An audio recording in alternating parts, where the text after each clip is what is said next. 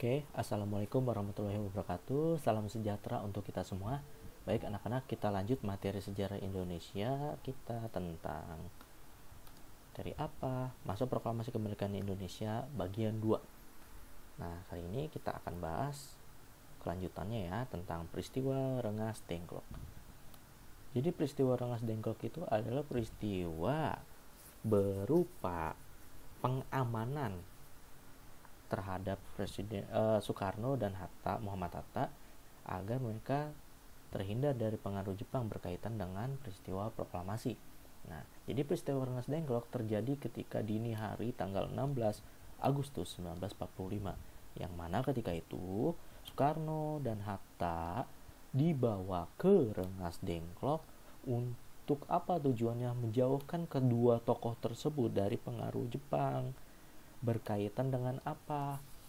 Cara dan waktu pelaksanaan proklamasi kemerdekaan Indonesia itu.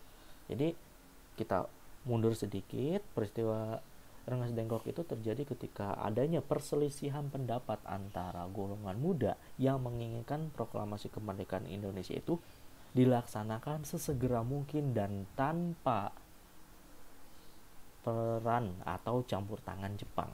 Tanpa peran atau campur tangan Jepang gitu. Jadi golongan muda maunya seperti itu. Sedangkan Soekarno dan Hatta sebagai golongan tua menginginkan pelaksanaan proklamasi itu caranya melalui PPKI dan mengikuti persetujuan Jepang.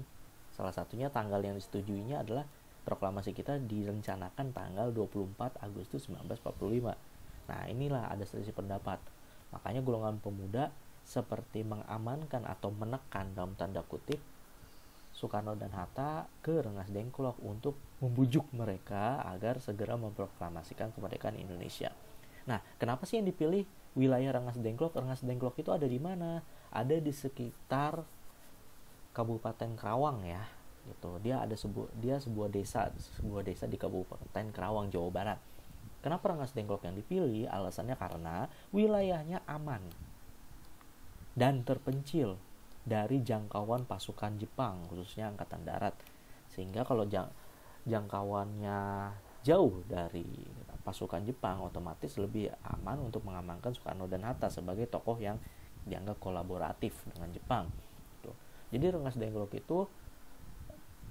Rengas Dengklok Soekarno dan Hatta diamankan di dalam sebuah rumah milik seorang Tionghoa. Nah, namanya orang Tionghoa itu siapa? Kalian cari tahu nanti di Google ya. Gitu. Dan di situ dikoordinasikan oleh para pasukan peta gitu. Salah satunya adalah Sodanjo Singgih namanya. Nah, sementara itu di tanggal 16 Agustus sudah direncanakan akan digelar rapat PPKI di Gedung Pejambon nomor 2 Jakarta. Yang di rapat itu nanti sebenarnya akan dipimpin oleh Soekarno dan Hatta. Namun pada rapat 16 Agustus itu terlihat dua tokoh tadi tidak hadir. Sehingga Ahmad Subarjo pun mencurigai, kenapa sih tokoh seperti Soekarno dan Hatta ini gak hadir dalam rapat penting PPKI untuk membicarakan apa sih yang didapat oleh Soekarno dan Hatta beserta Rajiman ketika mereka sebelumnya dipanggil ke Dalat, Vietnam. Ternyata kan rencananya Soekarno dan Hatta ingin menyampaikan di 16 Agustus itu tentang Indonesia akan rencananya merdeka tanggal 24 Agustus nih gitu. Intinya pengen membicarakan itu, tapi kedua tokoh penting tadi diasingkan atau diamankan ke Rengas Dengklok. Ahmad Subarjo pun cari tahu, nanya ke Wikana gitu. Kira-kira narasinya, Wikana, kamu tahu gak kedua tokoh seperti Soekarno dan Hatta ini kemana perginya? Kita kan harus ada rapat dan ada mereka gitu. Nah, Ahmad Subarjo pun diberitahu oleh Wikana bahwa Soekarno dan Hatta sedang diamankan di Rengas Dengklok. Lalu Subarjo pun bilang kepada kaum muda dan dia pun meminta diantar oleh Yusuf Kunto untuk menuju Rengas Dengklok untuk mengkonfirmasi dan membujuk kaum muda agar membebaskan Soekarno dan Hatta gitu. Subarjo tiba di Rengas Dengklok pada jam 18 di tanggal 16 Agustus ya. Kemudian Subarjo menemui Soekarno dan Hatta untuk membahas persiapan proklamasi. Nah, bahkan Untuk meyakinkan golongan muda, Subarjo memberikan jaminan nyawanya. Ya, dia bilang kepada golongan muda, ini taruhan nyawa saya. Taruhannya apa? Besok tanggal 17 Agustus proklamasi kemerdekaan Indonesia akan diumumkan, akan dilaksanakan. Besok harinya berarti tanggal 17 akan dilaksanakan. Paling lambat jam 12 siang. Itu. Makanya dari situ kaum muda akhirnya luluh hatinya dan membebaskan Soekarno dan Hatta untuk kembali ke Jakarta gitu. Komandan Kompi Peta di Rengas Dengklok, Sudanco Subeno dan Singgi nanti ada juga, lalu mau melepaskan Soekarno dan Hatta agar kembali ke Jakarta. Jadi dia. Nah, setelah Soekarno dan Hatta pergi dari Rengas Dengklok menuju Jakarta, apa yang akan dilakukan? Mereka melakukan perumusan naskah proklamasi. Ya, naskah proklamasi ini dirumuskan di rumah seorang perwira tinggi Angkatan Laut Jepang, yaitu Laksamana Muda Maeda Tadashi. Ini Bapak ikuti ejaan Jepang ya. Maeda itu nama keluarga atau marganya, Tadashi nama pribadinya. Kalau di ejaan Barat atau ejaan Latin ya, Tadashi Maeda gitu. Sebenarnya merujuk ke orang yang sama ya. Gitu. Perwira Angkatan Laut Jepang, Kaigun. Nah, perumusan naskah proklamasi kemerdekaan itu bisa dibilang unik karena dilaksanakan di tempat seorang Jepang yang merupakan dari sisi penjajah dong. Tapi ternyata Maeda ini adalah sosok Jepang yang lain daripada yang lain ya. Kenapa? Karena Maeda sudah ada kedekatan emosional dengan beberapa tokoh Indonesia, salah satu Ahmad Subarjo. Terus Maeda juga memiliki simpati terhadap perjuangan kemerdekaan Indonesia. Gitu. Para tokoh bangsa Indonesia pun dapat merumuskan naskah proklamasi di rumah Maeda dengan aman, tanpa gangguan dari militer Jepang. Alasannya antara lain, pertama Maeda dekat dengan tokoh Indonesia, salah satunya Ahmad Subarjo. Ahmad Subarjo kan kerja di dinas Kaigun ya, di mana di situ ada koneksi dengan Maeda juga. Terus lalu rumah Maeda kenapa aman juga? Karena rumah Maeda ada di daerah ekstrateritorial yang harus dihargai oleh Angkatan Darat Jepang. Jadi wilayah Maeda itu terlindungi dari campur tangan militer Jepang, khususnya Angkatan Darat. Karena dia perwira tinggi ya, jadi nggak bisa terganggu gitu. Selain itu, alasan yang lain adalah kenapa Maeda bersedia menyediakan rumahnya sebagai tempat perumusan naskah proklamasi. Karena Maeda memiliki simpati terhadap perjuangan kemerdekaan Indonesia gitu. Yuk kita lanjut. Nah, di rumah inilah, rumah yang beralamat di Jalan Imam Bonjol nomor 1 sekarang di Jakarta Pusat ya, yang menjadi tempat perumusan naskah proklamasi kemerdekaan Indonesia. Sekarang rumah ini menjadi museum, namanya Museum Perumusan Naskah Proklamasi. Sampai sekarang masih ada. Kalau nanti ada kesempatan kalian bisa berkunjung ke sana gitu. Nah, naskah proklamasi dirumuskan pada tengah malam transisi antara masa tanggal 16 Agustus menuju ke 17 Agustus dini hari ya. Gitu.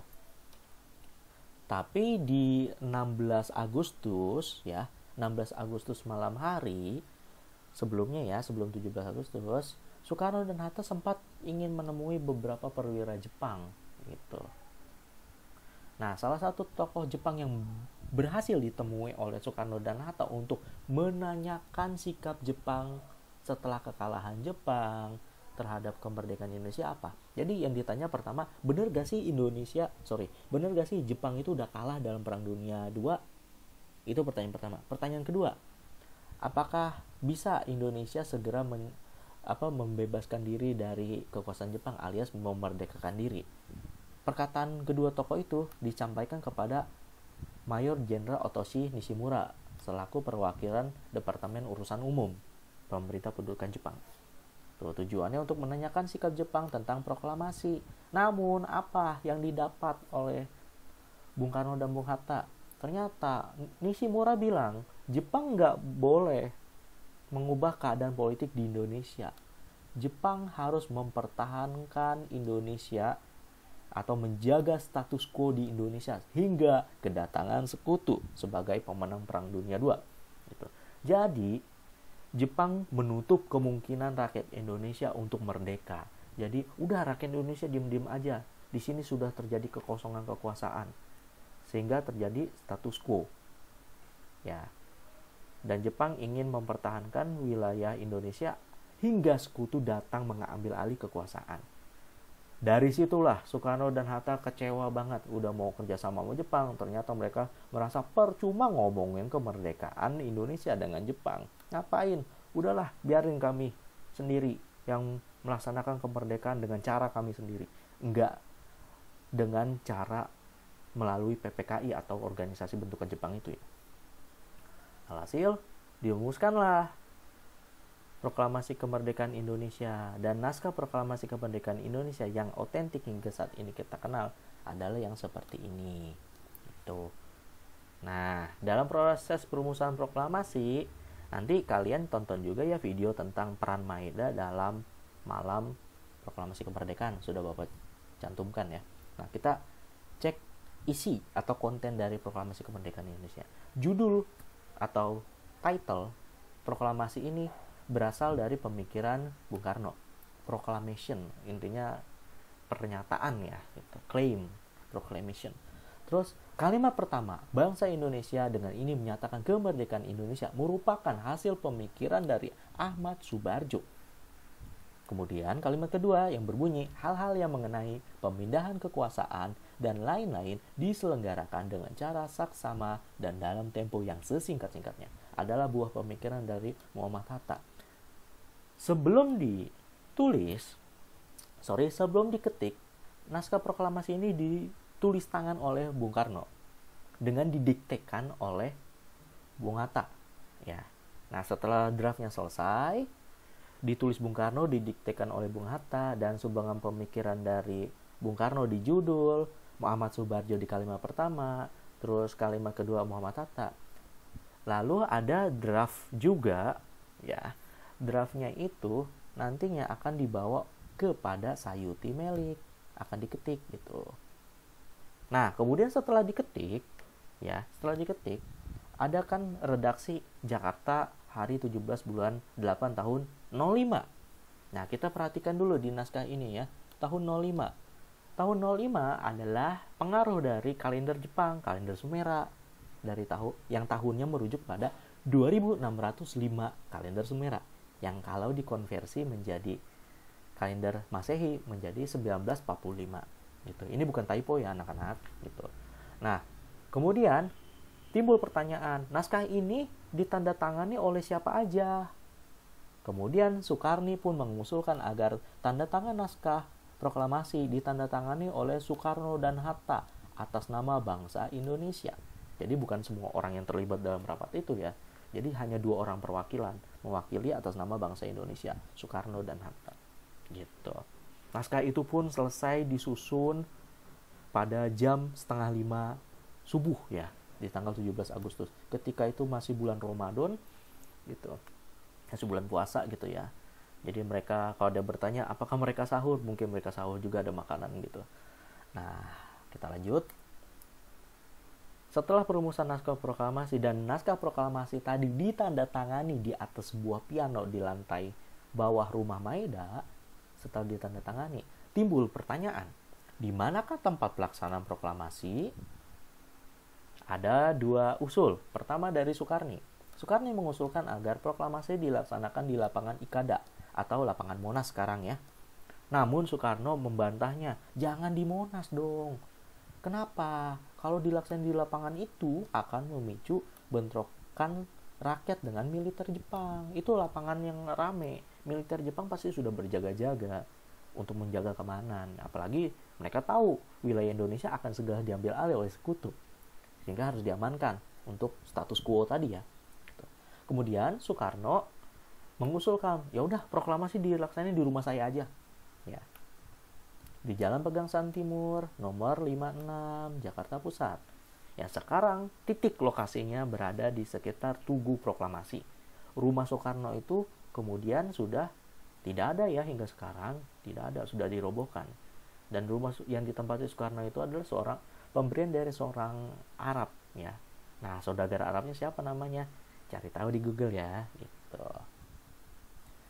Tuh, akhirnya ditetapkan rumah Bung Karno sebagai lokasi pelaksanaan proklamasi. Nah, disinilah terjadi proses pelaksanaan proklamasi kemerdekaan Indonesia. Proklamasi kemerdekaan Indonesia sepakat dilaksanakan di rumah Bung Karno pada jam 10 pagi di rumah Karno. Ketika itu kondisi Bung Karno sudah kurang sehat ya. Dia menunggu pihak-pihak lain berkumpul. Kemudian Muhammad Hatta juga berpesan kepada awak pers seperti BM dia untuk memperbanyak naskah proklamasi dan menyiarkan ke seluruh dunia. Jadi BM dia ini sebelumnya ketika di Rumah Maeda, ketika perumusan dan pengetikan naskah proklamasi oleh Sayuti Melik, BM dia itu mendampingi Sayuti Melik untuk melihat naskah proklamasi itu benar apa enggak ya gitu. Nah, gitu.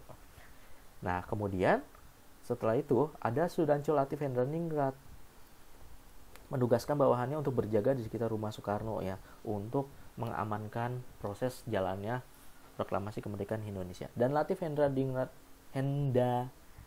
ini adalah seorang tokoh yang salah seorang yang bertugas mengibarkan bendera merah putih ketika proklamasi. Itu Latif Hendraningrat. Jadi ada pengibar benderanya itu ya, nanti ada 3 orang, siapa aja nanti kita sebutkan. Para pemuda yang berkumpul sejak pagi mendesak Dr. Muwardi untuk mengingatkan Soekarno bahwa hari sudah siang. Jadi para pemuda yang udah ngumpul depan rumah Soekarno, ayo Pak Dokter, tolong panggil Pak Karno untuk segera proklamasi. Bung Karno yang masih kurang fit ketika itu, kemudian dia menjawab, saya nggak akan membacakan proklamasi kalau Hatta nggak ada. Kalau Mas Muwardi mau menunggu, silakan. Nggak mau nunggu ya. Kalau Mas Muwardi tidak mau nunggu, silakan baca proklamasi itu sendiri. Jadi Bung Karno ingin ketika dia membacakan naskah proklamasi itu didampingi oleh Muhammad Hatta selaku kawan seperjuangan dia dalam berpolitik. Lalu terdengar suara riuh dari keramaian, Bung Hatta udah datang. Nah, 5 menit sebelum acara dimulai. Kemudian menjelang pukul 10, para pemimpin bangsa Indonesia pun sudah berkumpul. Gitu. Nah, susunan acara dalam proklamasi itu, pertama pembacaan teks proklamasi disertai dengan pidato oleh Bung Karno, terus pengibaran bendera merah putih oleh siapa aja? Nah, ada S. Suhut, terus dibantu juga oleh Latif Hendraningrat dan seorang pembawa benderanya namanya SK Trimurti, seorang perempuan yang membawa bendera itu. Dan bendera itu sebelumnya sudah dijahit oleh Ibu Fatmawati, istri dari Bung Karno. Nah, di acara itu juga ada sambutan dari Wali Kota Suwiryo, Wali Kota Jakarta ketika itu, dan Dr. Muwardi. Nah, hadirin pun ketika pengibaran bendera merah putih spontan menyanyikan lagu Indonesia Raya saat bendera dikibarkan. Gitu. Adapun kalau kalian pernah dengar yang suara proklamasi kami bangsa Indonesia dengan ini menyatakan kemerdekaan Indonesia dan sekian-sekiannya. Suara Bung Karno itu adalah rekaman yang diambil bukan pada tahun 1945, tapi diambil pada tahun 1950. Jadi ketika proklamasi kemerdekaan di 17 Agustus 45, Bung Karno memang membacakan naskah proklamasi itu, tapi tidak direkam suaranya. Hanya ada bukti foto. Foto apa Bung Karno berdiri membacakan proklamasi didampingi kawan-kawannya, dan ada juga pengibaran bendera merah putih. Gitu. Jadi untuk lebih detailnya tentang proklamasi kemerdekaan, kita bisa kunjungi museum ya. Museum Perumusan Naskah Proklamasi itu salah satu sumber yang bisa kalian peroleh untuk memperluas hasanah kalian. Gitu. Jadi, nah dari situlah proses mengenai menuju proklamasi kemerdekaan Indonesia. Memang peristiwa itu sangat singkat, di bulan puasa, di bulan Ramadan ya, gitu, tanggal 17 Agustus 1945. Tapi peristiwa itulah yang nanti akan membawa perubahan besar bagi bangsa Indonesia hingga sekarang kita nikmati masa-masa damai, masa-masa Indonesia terus bangun menuju kemajuan gitu. Nah, selanjutnya yang jadi pertanyaan adalah apa yang dilakukan Bung Karno setelah proklamasi kemerdekaan? Ternyata setelah Bung Karno membacakan naskah proklamasi kemerdekaan, Bung Karno itu kan dalam kondisi sakit ya, dan beliau tidak puasa. Dan ketika itu Bung Karno memiliki perintah pertama setelah proklamasi. Apa perintah pertamanya? Tolong buatkan sate 10 tusuk. Itu salah satu fakta unik ya dari proklamasi kemerdekaan Indonesia. Jadi setelah pembacaan teks itu, Bung Karno lapar ya, dia menemui seorang tukang sate, dan itu menjadi salah satu fakta unik mengenai apa perintah pertama Bung Karno setelah Indonesia diproklamasikan kemerdekaan. Pesan sate gitu. Oke, itu intermezzo, dan sekian untuk pembahasan kita mengenai proklamasi kemerdekaan Indonesia. Nah, untuk lebih lengkap, untuk memperkaya khasanah atau wawasan kalian, tonton juga video tentang peran Maeda ya, itu yang sudah Bapak lampirkan. Oke, sekian, terima kasih. Mohon maaf kalau ada kesalahan kata. Assalamualaikum warahmatullahi wabarakatuh. Salam sehat dan salam sejahtera untuk kita semua.